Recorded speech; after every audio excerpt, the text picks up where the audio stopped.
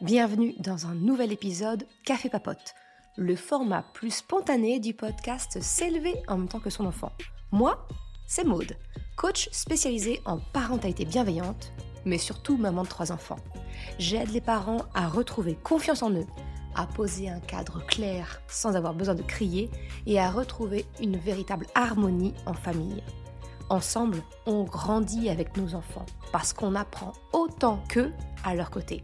Dans les épisodes Café Papote, pas de script, juste mes réflexions, mon micro et toi.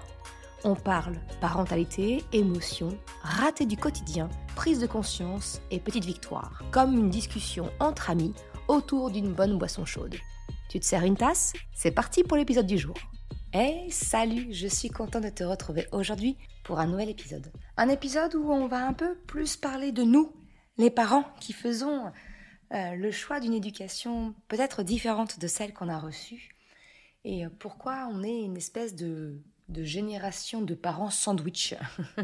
Sandwich parce que finalement, on a grandi avec une éducation qui n'avait pas toutes les connaissances qu'on a aujourd'hui sur les neurosciences éducatives, sur l'importance de l'accueil des émotions, l'importance de laisser un enfant pleurer quand il a besoin de pleurer, que ce soit un garçon ou une fille, peu importe, des enfants auxquels on leur apprend la communication non violente, à essayer de comprendre les messages de leurs émotions, apprendre à communiquer leurs émotions, comprendre leurs besoins.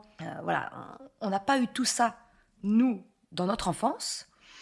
Et en même temps, avec ce qu'on sait aujourd'hui, avec ces nouvelles connaissances, les neurosciences, elles sont pas si vieilles que ça, et pourtant elles démontrent tous les bienfaits d'une éducation, alors qu'importe le nom qu'on lui donne. Tu peux dire éducation positive, éducation bienveillante, parentalité consciente, peu importe. Finalement, dès lors que l'on fait un tout petit peu attention aux émotions des enfants, qu'on les accueille, qu'on n'accepte pas tout, ça ne veut pas dire que expliquer un comportement qui n'est pas acceptable ne veut pas dire l'excuser. C'est pas du tout la même chose. Ça, j'en ai déjà parlé dans un précédent épisode. Je mettrai le lien en description, comme toujours. Chaque fois que je parle d'un épisode, autant que possible, j'essaie de mettre les liens. Alors, je peux oublier, je ne suis pas infaillible, je suis parfaitement imparfaite, donc, et puis j'ai une mémoire de poisson rouge, soyons honnêtes. Si jamais il m'arrivait effectivement d'oublier, n'hésite pas à me le signaler, que je corrige la description et que tu aies tout ce qu'il faut par rapport à ce que je t'explique. Mais donc, effectivement, on est cette génération de parents sandwich pris entre deux feux, entre une éducation classique, basée sur une autorité, sur une forme de domination des adultes, et ce qu'on sait aujourd'hui, ce à quoi on aspire pour nos enfants, avec tout ce que je vais pas redire, mais tout ce qui est lié aux émotions, aux besoins, ce genre de choses. Et effectivement, on se retrouve un peu comme coincés entre les deux. C'est nous, cette génération, qui devons déconstruire pour, quelque part, guérir nous aussi, pour nous faire du bien. Je sais pas toi, mais on est quand même très, très nombreux à s'intéresser au développement personnel, à peut-être être en thérapie pour essayer de comprendre notre fonctionnement passé, pour essayer de déconstruire certaines choses. Donc voilà, on est vraiment cette génération entre deux. Ça vient du fait que finalement, on sait comment on a grandi et comment on a été éduqué. Y a pas tout n'est pas acheté, on va bien d'accord. C'est une issue que j'ai déjà eue moi avec ma maman notamment. C'est pas parce que j'ai fait le choix d'une éducation différente que je remets en question l'éducation qu'elle m'a donnée. Bien au contraire, j'ai envie de te dire, quelque part, moi je veux en faire une version 2.0. Il y a des choses que je garde, notamment la transmission de valeurs qui me semblent importantes. Peut-être pas les mêmes valeurs que mes parents d'ailleurs, mais mes propres valeurs à moi, celles du père de mes enfants, également de mon conjoint.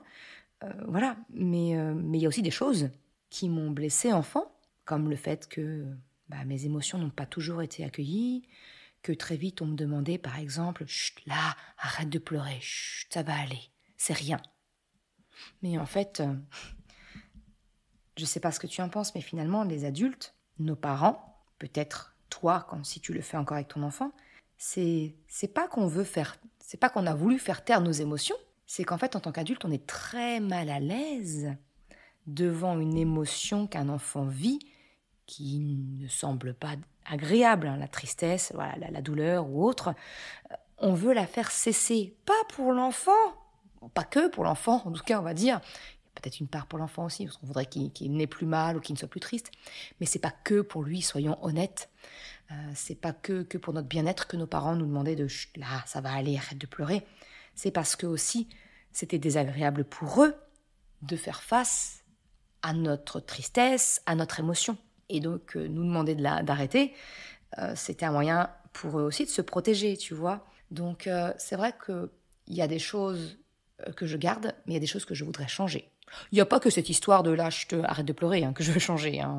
C'est d'ailleurs tout ce qui est lié aux émotions d'une manière générale. J'en ai déjà parlé dans un précédent épisode, un très vieux pour le coup, je crois, où j'explique effectivement à l'époque, je ne sais pas quelle éducation toi tu as reçue. Moi, je sais que c'était vraiment dans un rapport où l'enfant est soumis à l'adulte, doit écouter, doit obéir, en fait, ni plus ni moins. C'est de l'obéissance, un peu comme ce qu'on peut demander à un animal, finalement, l'obéissance. Tu fais, tu questionnes pas, tu remets pas en question, tu fais ce que je te dis. Si je te le dis, c'est que c'est pour ton bien. Donc, tu ne questionnes pas, tu fais ce que je te dis, point, et c'est tout. Je me souviens aussi d'une parole que ma maman pouvait avoir quand elle était sous le coup de la colère, par exemple, de me dire « Mais Maude, tu es toute petite comme ça », en me montrant, tu vois, l'écart entre deux doigts, pas bien grand, pour bien me faire comprendre que ma place d'enfant n'est pas l'égale de l'adulte, mais c'est bien sous l'adulte. Voilà, la domination. Donc tout ça, moi, j'ai cherché à le remettre en question et à faire différemment, surtout avec mes enfants. Et quand je dis qu'on est cette génération de parents sandwich, c'est qu'en réalité, on veut peut-être faire différemment de ce qu'on a connu à travers l'éducation qu'on a reçue de nos parents, mais on fait face à toute la difficulté que ça représente. Il y a plusieurs difficultés. En fait, le fait qu'on soit une génération sandwich soulève plusieurs difficultés pour nous, les parents de cette génération sandwich. C'est que, ça nous met dans une position où ça nous met dans une position où on manque de repères. On sait ce qu'on ne veut plus, on ne veut pas reproduire telle ou telle chose. Par contre, on manque de modèles de comment faire différemment. Et puis, quand on fait différemment, on est d'autant plus sensible, d'autant plus exposé au regard critique des autres, de la menace de « Ah, t'es un parent laxiste, en fait. Ton enfant est mal élevé. Il est pas poli, il n'écoute pas, il remet en question, c'est pas... » Voilà. Donc, on s'expose d'un côté à être différent, à sortir du lot. Et donc, c'est une forme de danger, c'est une forme de sortie de zone de confort profondément inconfortable. La société vient nous dire en même temps qu'en plus, l'éducation positive pourrait avoir des travers, que ça pourrait ne pas préparer nos enfants à la dureté du monde de demain. Ça, encore une fois, j'en ai parlé dans un épisode de podcast. J'ai peur d'être trop bienveillant avec mon enfant. Spoil, je te le dis tout de suite, on n'est jamais trop bienveillant et qu'il n'y a aucun risque finalement d'être trop bienveillant avec son enfant dès lors qu'on pose un cadre, qu'il y a des limites, qu'on s'adapte, qu'on accepte de se tromper. C'est ni plus ni moins. Il n'y a pas de risque de tomber dans le laxisme, c'est pas du laxisme, d'accord ? Le laxisme, c'est une éducation où il n'y a pas de règles, où il n'y a pas de cadre. Ou alors il est tantôt où il y en a un, très, très serré, tantôt il n'y en a pas du tout. Ça, oui, ça c'est un risque de osciller entre les deux. Et ce que moi j'essaye de faire à travers ce podcast, ce que moi j'essaye de faire à travers les formations et les ateliers que je te propose sur le site de mercredi.com, c'est effectivement de te donner les jalons, de te donner les garde-fous quelque part pour te permettre de construire ta parentalité sans prendre le risque de tomber ou de osciller avec une forme d'autorité trop laxiste ou d'une parentalité très autoritaire et qui prive d'autonomie, qui est punitive ou autre, tu vois. Donc ça, c'est la première chose, c'est qu'on manque d'exemples. Et j'espère, en tout cas, c'est le but de ce podcast pour moi, c'est de te présenter une forme d'exemple, de te proposer des pistes de réflexion pour te permettre d'adapter ton choix de parentalité à ton style, à ton enfant, à tes règles. Voilà, c'est vraiment le but pour moi, c'est de te montrer que oui, c'est possible. Que non, ça ne sera pas parfait, et tant mieux, ça ne sera pas parfait. Parce que voilà, la perfection, c'est le pire des poisons pour ton enfant. Ça, encore une fois, c'est aussi un vieil épisode de podcast sur le sujet. Je pense que c'est un des tout premiers. Je n'ai pas le numéro en tête, mais voilà, encore une fois, je ferai l'effort de le chercher pour te le mettre en description. Donc ça, c'est le premier risque. Génération sandwich, on a cette difficulté, c'est pas un risque, c'est une difficulté sur le fait qu'on manque d'exemples. Donc ça va nous demander un travail sur nous, un travail de remise en question, un travail de tâtonnement. Voilà, ça me convient, ça me convient pas. Non, c'est pas ça, ok, j'ai essayé, non, ça ne marche pas. Et quelquefois, on peut avoir peur de dire, mais oui, mais je vais pas faire d'erreur avec mon enfant. Encore une fois, la perfection, tout ça, oublie. Enfin voilà, ton enfant, il a besoin de voir que tu fais des erreurs. Il a besoin de t'entendre, je m'excuse. Là, je me suis trompée. Là, j'ai mal réagi. Là, je t'ai crié dessus. J'ai dépassé, les mots ont dépassé ma pensée et j'aurais pas dû réagir comme ça et je m'excuse. Je m'excuse auprès de toi. Notre enfant, il a besoin d'entendre ça aussi.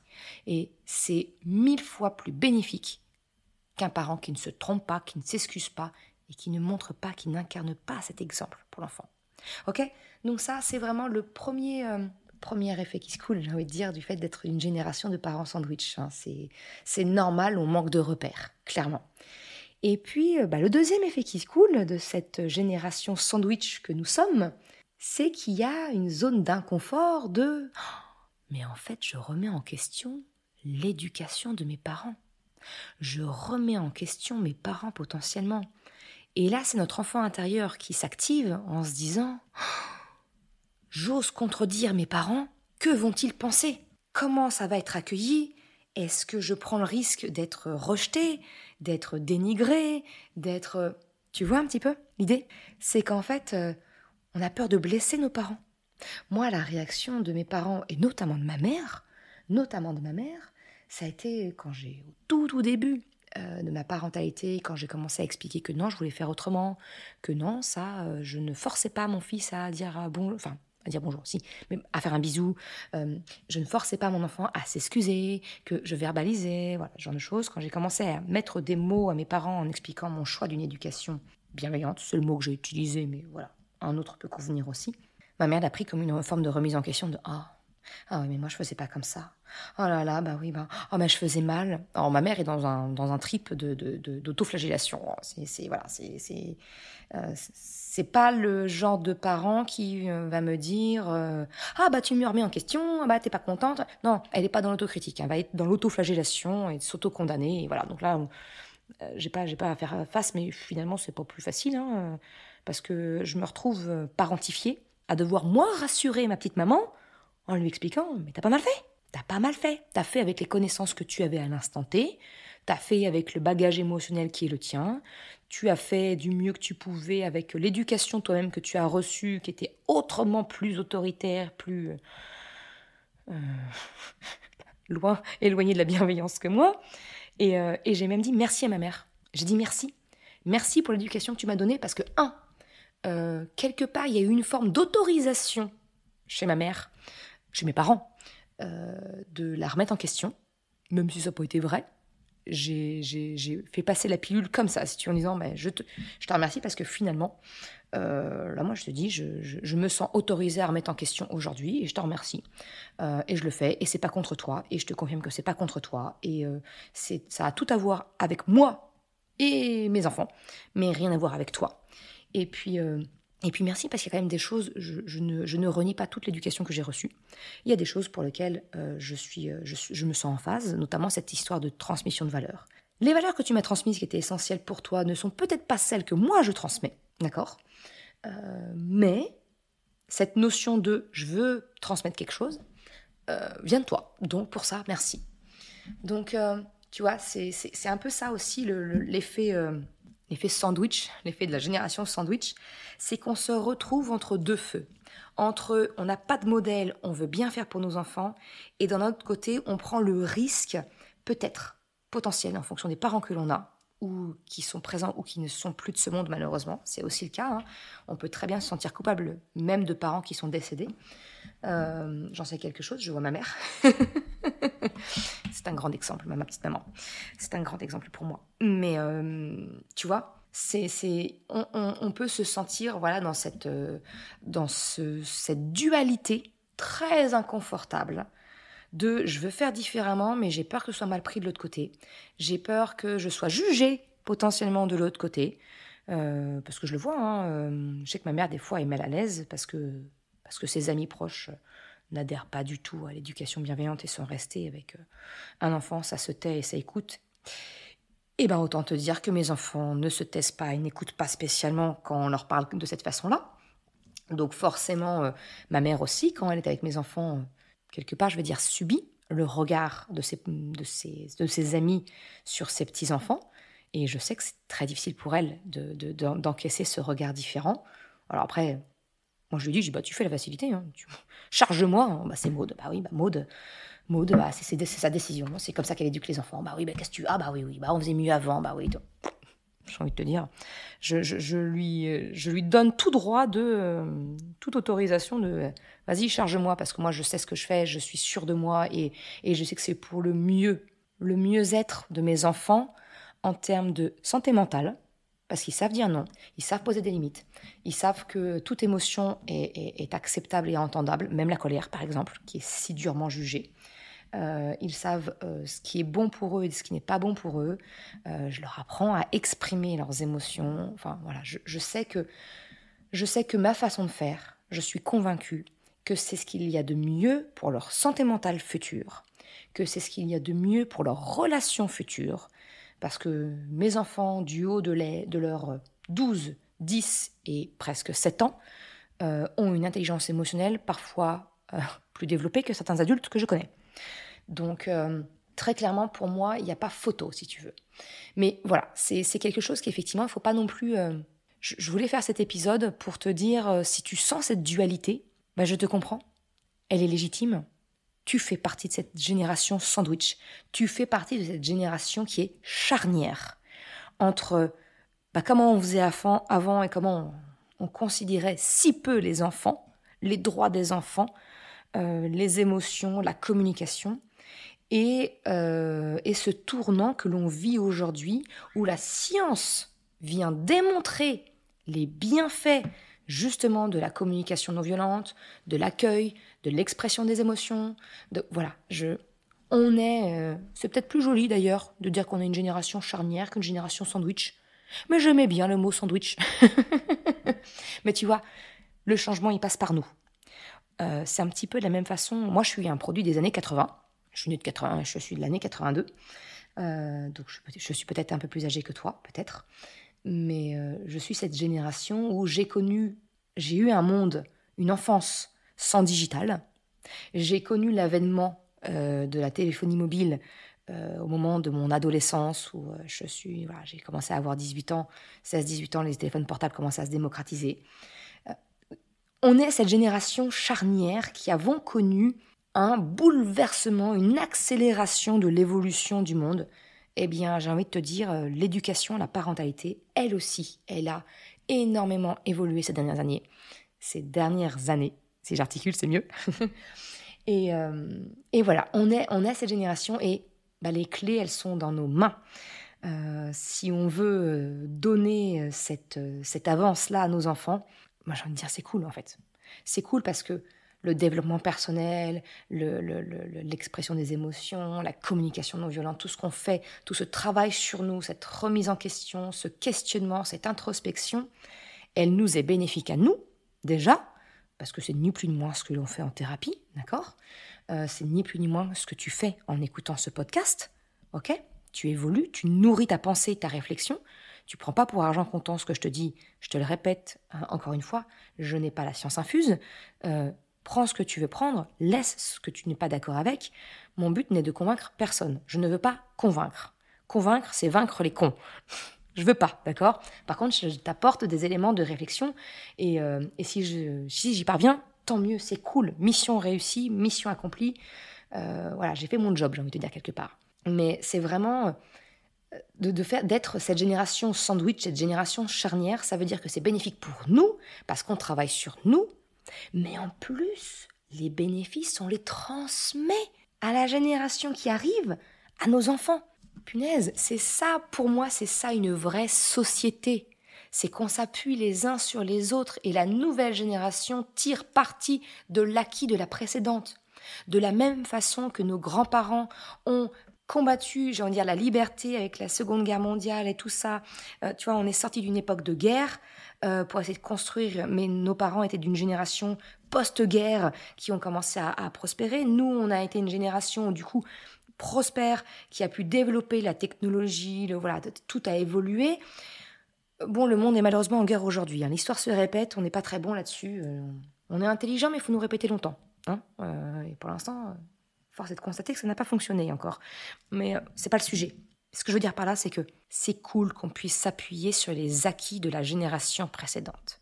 Eh bien, nous, en tant que génération sandwich, en tant que génération charnière, nos enfants peuvent s'appuyer sur nous. On leur fait bénéficier de l'évolution que l'on met en place. Et ça n'a pas de prix à mes yeux. Je ne sais pas ce que tu en penses. Je serais ravie d'en échanger avec toi.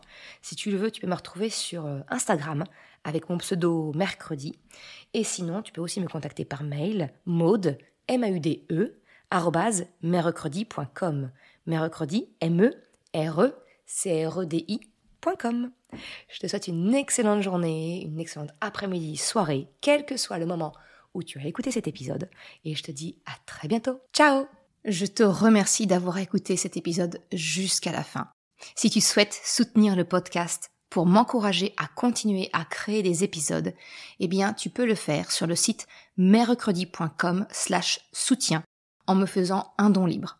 Une autre façon de m'encourager et qui est vraiment très efficace, eh bien, c'est d'en parler tout simplement autour de toi, de partager le podcast, le site. Et si le cœur t'en dit, eh bien, c'est également de me laisser un commentaire ou une note sur Apple Podcast, Spotify, quelle que soit la plateforme, si elle te le permet. Ça m'aide vraiment à faire connaître le podcast, à diffuser ce message qu'une autre façon de la parentalité est possible. Un grand merci à celles et ceux qui prennent le temps de le faire, mais également ceux qui m'envoient des messages privés. Ça me fait toujours très chaud au cœur. Je te souhaite une excellente journée, après-midi, soirée, quel que soit le moment où tu écoutes, et je te dis à très bientôt pour un nouvel épisode. Ciao!